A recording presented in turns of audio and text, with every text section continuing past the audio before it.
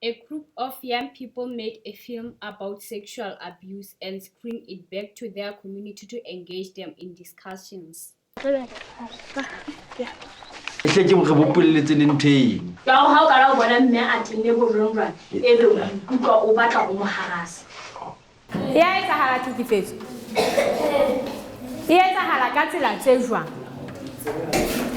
Bona re bile ka hore ka nako nngwe mo retsa sa le ka tlung the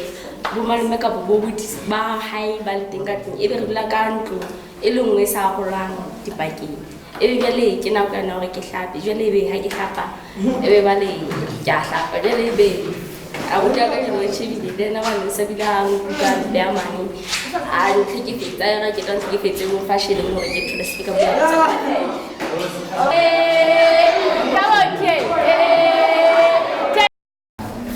Mona ke ithutile hore puisano e bohlokwa hoba ke ka puisano nka be ke kgonne ho tseba hore kapa abuti a tla mo mona ka ba kgonne ho tseba hore na a o ska tleho o hokae vale puisano ke ntho bohlokwa o ska nahanela motho empa o bue hore na o batlang le kgone ho buisisana a ke ha re tswa mo re ha ntate Chris kaofela Ka mora hore re be le dipuisano tse re bile le tsona ka taba tsa sexual offense na e bentse le na le menahano e ne le na le yona pele Atjhe nna ke le motho ha ke sana menahano ile ke na le yona pele